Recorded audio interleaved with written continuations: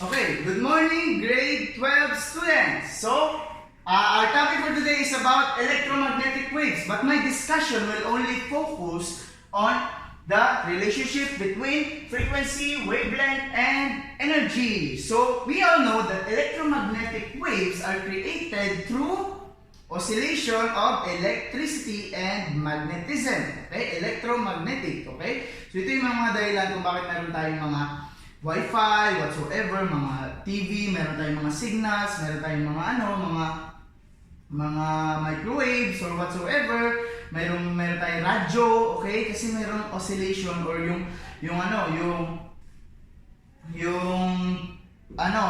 cause siya ng electricity and magnetism. Okay? So, yun yung dahilan nun. Okay? So, ngayon, pag-aaralan natin kung ano yung relationship between frequency, wavelength, and energy. Kagaya na sabi ko sa inyo, di ba? So, kapag ganito, meron akong pinakita sa inyo, di ba? This electromagnetic spectrum. Yeah? So, more likely, yung mga X-ray ay dito banda. Di ba? X-ray. Tapos, visible light dito banda. Di ba? Visible light. Di ba? And dito naman banda yung mga mga microwave, mga infrared. Di ba? So, dito malaki, kuwari yung isang wavelength niya is buong bahay. Tapos dito maliliit, parang papuntang atom na. Mga radiation, gamma ray, dito na yung banda. Paliit na yan ang paliit. Yan, ganyan na yan. Ay, ang pangit. O yun, basta yun. Paliit na siya ang paliit. Ano mapapansin nyo? So, ibig sabihin, mas high energy kapag dito banda. Diba? Nag-gets nyo? So, kapag mahaba yung wavelength, tandaan yung wavelength yung isang buong wave, di ba? Yung length na isang buong wave. Ang nangyayari, like yung infrared, mahina lang siya, less yung energy niya. At hindi siya more frequent. Or hindi yung wave niya is konti lang. Nag-gets nyo? So, yun lang yung alam natin, di ba? But right now, para mas maintindihan nyo, mag-solve tayo. Okay? So, first, review tayo sa parts of a wave. Okay? Parts of a wave ay this one. Okay? Ano ang pinakamataas? Okay? The pinakamataas ay yung crest. Okay? Yung taas niya. Okay? Yung taas niya or baba, same lang yan. Ang tawag natin dito is the amps or amplitude. Ito rin yung magde-decide sa mga sounds kung gaano siya kalakas. Kaya nga amps. Amplifier. Pinapataas niya yung amplitude para yung sound waves ay mas maging louder. Pero pag loud siya, it doesn't mean na mataas yung energy niya. Kaya nakadepende pa rin sa wavelength and frequency. Okay. So, pinakamababa is okay, ang pinakamababa ay or the bottom part, the pinaka-lowest part ng is trough. Okay? Trough. T-R-O-U-H. Okay? And then, meron tayong wavelength. Okay? Isang wavelength. Ngayon, paano mo malalaman, okay, ang sign niya is lambda, okay? Paano mo malalaman na naka-isang wave na, okay? Siyempre, pag bumalik siya sa dati niyang posisyon. Like this one. Is this one a wavelength? One wavelength na to? One wave na ba to? Okay, tandaan niyo, wavelength is the length of the wave. So, isang wave na ba yan? Okay, from crest to crest, okay? Bumalik siya sa dati niyang posisyon, therefore, isang wave na siya. That's the wavelength. Last na ito. Last na. Okay? That's the wavelength. Diba? How about this one? Is this one to this one wavelength o hindi? Yes. Or one wave? Yes, it is one wave. How about from this one to this point? Hindi. Diba? Kasi hindi naman yung buong wave. Kalahati lang yan. Kasi nakakalahati pa lang siya. May isa pa para makabalik siya. Nagigets nyo ba guys? So that is the wave. Okay? So kung isipin natin, okay, yung buong haba nito, okay, so bear with me na lang para maano natin. Okay?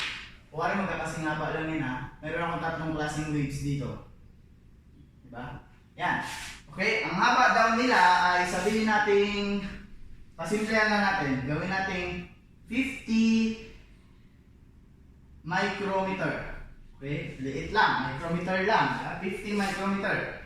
Tapos, yung time na nag-travel siya, gawin na natin sa seconds, sabihin natin 10 seconds. Kumari lang to guys ha, para mas madali lang yung computation natin.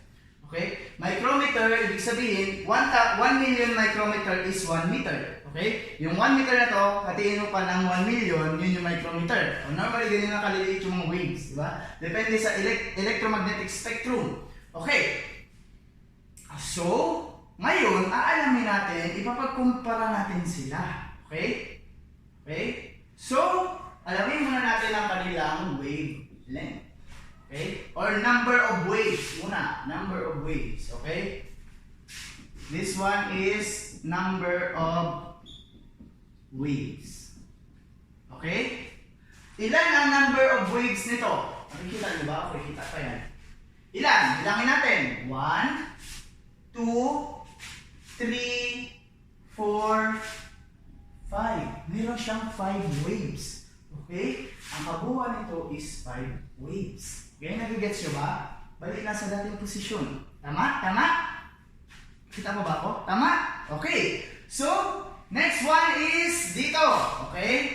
Ilang waves to? 1. Okay, balik siya sa dati. 1 wave. 2 wave. 2 waves. 3 waves. 4 waves. 5 waves. Balik siya sa dating posisyon. 6 waves. O, try natin ito mamaya para malaman, para magkaroon kayo ng idea. Gawin natin ganito. I-crest natin siya. Okay? So, tuloy ang pagbibilang. Tuloy natin ang ating pagbibilang. 6 na. 1, 2, 3, 4, 5, 6, 7. Another wave. Diyan may milk tea ko. Diyan ha. Wait lang. Tapusin ko lang to. Okay. So, 6, 7, 8. 9, and dito ay nakakalahati lang siya. So, kailangan niya pa ng isa para maging 10. So, kung kalahati, anong tawag? Edi 0.5, di ba? 9.5. So, the wave here is 9.5. Di ba? Okay? So, kung medyo nagugulan kayo, ulit-ulitin nyo lang. Okay? So, next one, crest tayo. So, matatapos tayo sa crest. Pagdating ng panibagong crest, 1 wave na. Okay? 1, 2, 1, 2, 3, 4, 5, 6, 7, 8, 9, 10, 11, 12, 13, 14, 15, 16, 17, 18, 19, 20, 21. Okay? So this one has 21 waves. So ngayon, alamin na natin ang kanyang frequency. Okay? Mamaya na nga yung wavelength na yan. Pero alam niyo naman, di ba? Mas mataas ang wavelength nito. Okay. So alamin natin ang kanyang... Sige, wavelength na lang kaya muna. Sige, frequency na lang. Mas madali muna. Okay. Frequency, from the word frequency, gano'n siya ka-frequent. Okay? Frequency is the frequent. Ibig sabihin, number of waves passing at a certain amount of time. The frequency is the number of waves passing at a certain amount of time. Okay? So, may time ka, ilang waves ang nag-pass through. Nagigets? Nagigets? Okay. So, kung dito, meron tayong 10 seconds, so that is the time. Right? That is the time. Okay? Time is 10 seconds. Okay? How about this one? What is the, for this one, what is the number of waves that pass through at a certain amount of time, which is 10 seconds? So the number of waves are 5 waves. Diba? So ibig sabihin, 5 divided by 10 is 0.5. Okay, kalahati. May nag-pass na 5 waves sa isang segundo. So, ibig sabihin daw, ang frequency or parang speed niya na rin, okay, meron rin tayong velocity dito ha, may ng energy. Okay? Ang speed niya ay, ang frequency niya, gano'n siya ka-frequent, okay, may connection rin yan siya sa ano, sa, hindi, wala siyang connection sa bilis, pero kung ilang waves ang nagpa-pass through at a certain amount of time. Diba? Kung ilang waves ang meron. Diba? Parang statement lang siya. Gano'n ka-frequent ba yung wave? Diba?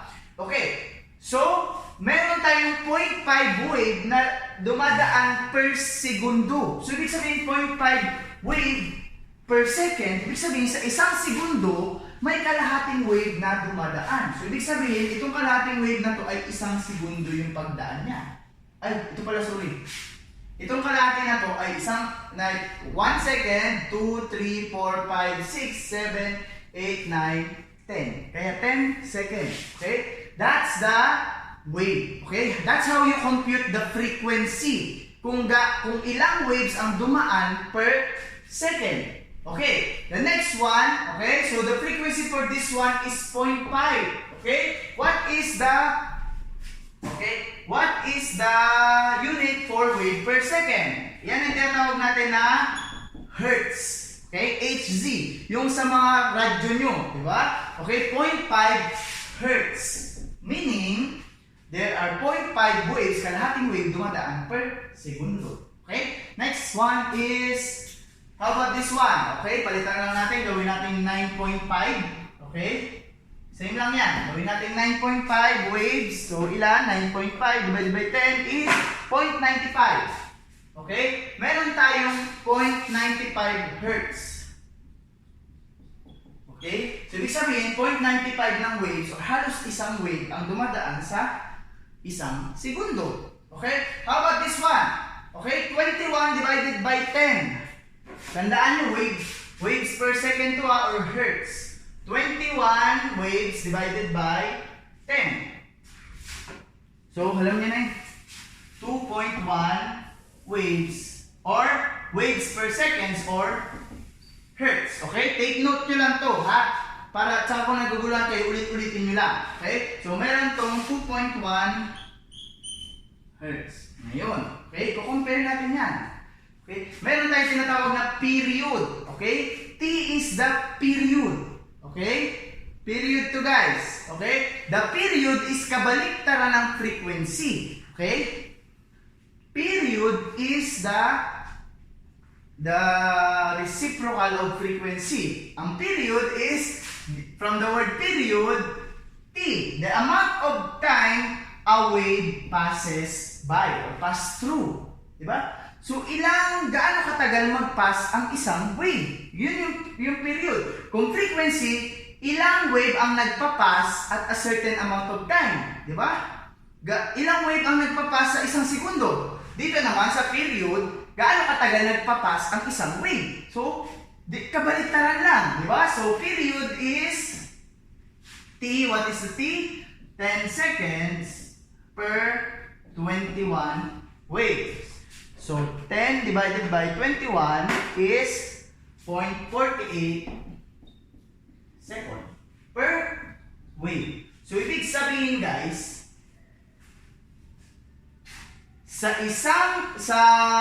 pag dumadaan yung isang wave, merong 0.48 second or halos kalahating segundo dumadaan ng isang wave. That is the period.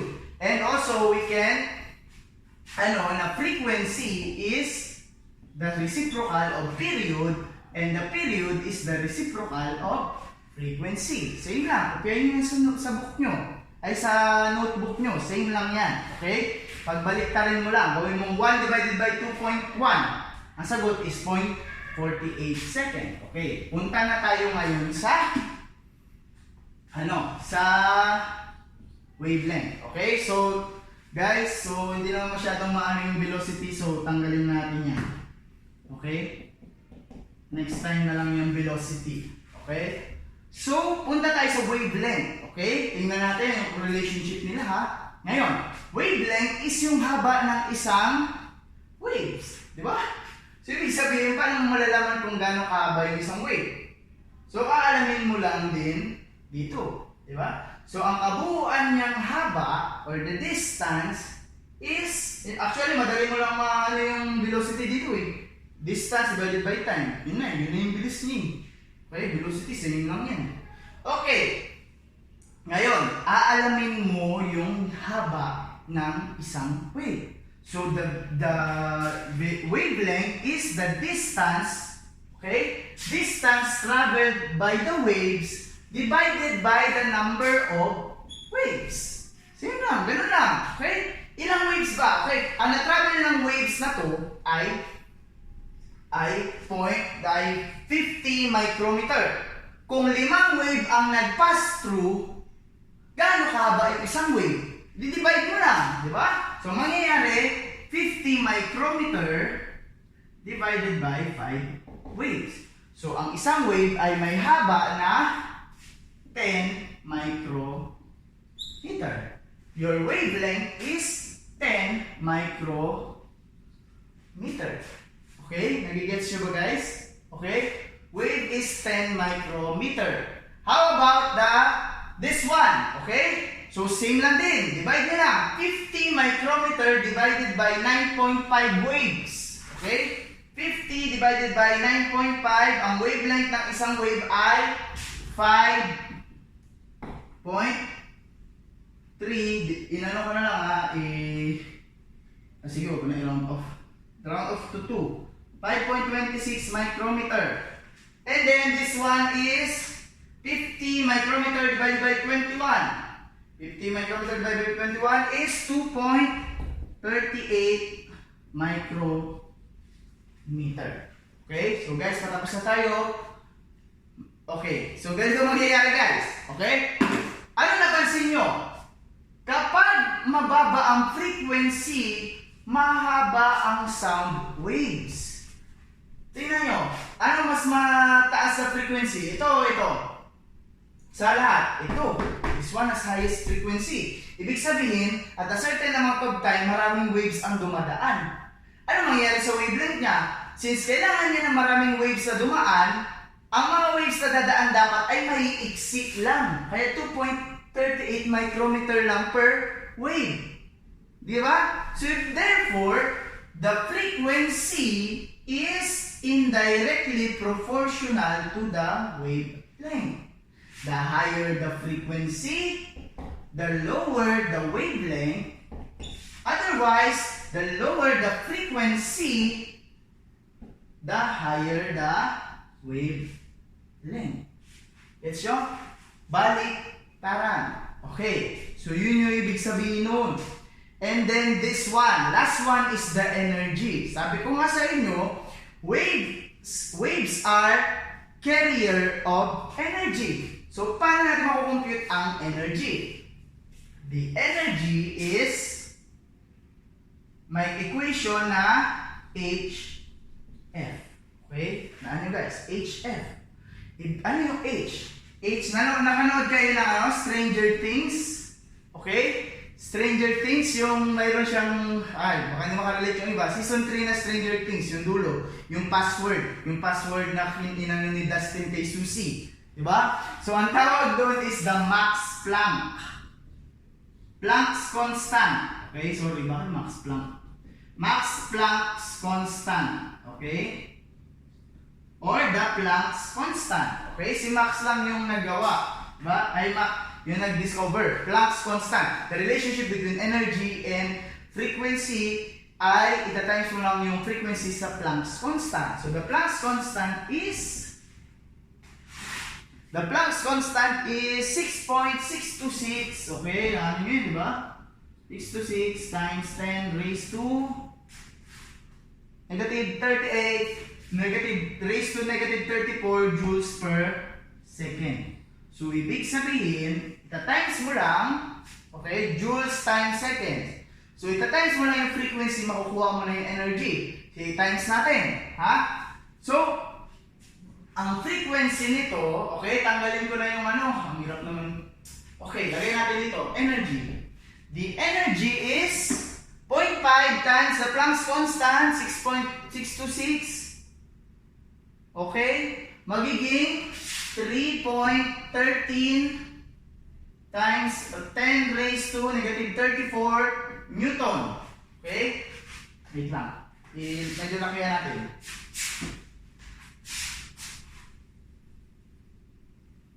Okay? Energy is, tawag dito, tinimes natin, 0.5 times, ito, diba? Kasi H times F. 0.5 times dito, magiging 3.13 times 10 raised to negative 34 Newton. Ganun daw yung lakas niya. Di ba? Medyo mahina pa rin.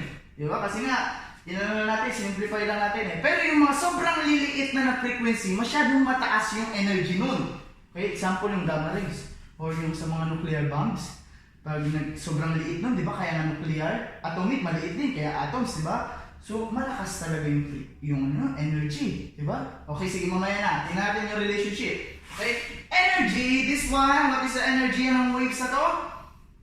0.95 times 6.626 times 10 times the max Planck. Okay. 6.626 times 0.95. Okay. So this one would have 6.29 times 10 raised to negative 24 Newton. Medyo mas malaki. Di ba? Okay. Next one, 6.626 times 10.626 times 2.1 Hertz. Then, this will be, okay, huwag natin i-ano gawin natin para makita nyo yung pagkakaiba. 13.9 times 10 raised to negative 34 Newton. Okay, so guys, ano napansin nyo? Kapag mababa ang frequency, okay, energy is, okay, tama, mababa ang frequency, pataas ang frequency. Kapag mataas ang frequency, mataas ang energy. So, ibig sabihin, frequency is directly proportional to energy. Mas maliit, tandaan nyo guys, mas maliit ang waves, mas high yung energy. Therefore, mas mataas ang frequency, mas mataas ang energy na kinikerry ng waves, mas maliit ang frequency, mas maliit ang energy na kinikerry. Parang kapag nag-ano ka ng waves, pag gumagawa ka ng waves, pag dalawang taas-baba lang, maliit lang yung wave na dalawang waves na mapuproduce, therefore, malalaki yung waves na mapuproduce mo. Pero konting energy lang yung in-effort mo. Pero para magkaroon ka ng maraming waves, kasi mataas yung frequency, ganun-ganunin mo. So, mag-i-exert ka ng mas maraming energy. So, therefore, kapag mas maraming waves ang kine-create mo, mas maraming energy yung kailangan mong ibigay. At therefore, dahil marami kang waves, magsisiksikan sila, liliit ang wavelength. O, pansin nyo, the higher the frequency, pababa, the lower the wavelength, the higher the energy. So, therefore, we can conclude na the higher the frequency, the lower the wavelength, kasi magsisiksikan sila, but the higher the energy. Okay? On the other hand, the lower the frequency, konting waves lang, the higher the wavelength. Kasi pag konti lang yung frequency mo, konting waves lang, malalaki yung wave. So pag malaki yung wave, mahaba yung wavelength. Okay? But the lower the energy, konting energy lang kailangan mong i-exert. At para makompute yan, gagamit tayo ng Planck's law. Okay, this one is the Planck's law or the Planck's, and this one is the Planck's constant. Okay, so ito tayo sa frequency sa Planck's constant, makikita mo na yung energy. So yun na guys, maraming salamat. Thank you for watching. Thank you for watching until the end, for being patient with me. So kung medyo malabo sa inyong na part, paki-replay lang yung video and pwede nyo slow down para mas naintindihan nyo. So thank you very much guys. I hope natuto kayo.